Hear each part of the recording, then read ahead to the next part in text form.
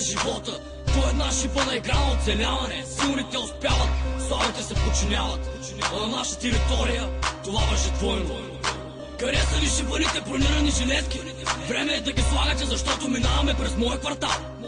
А повярвайте, за вас това ще бъде тежко преживяване.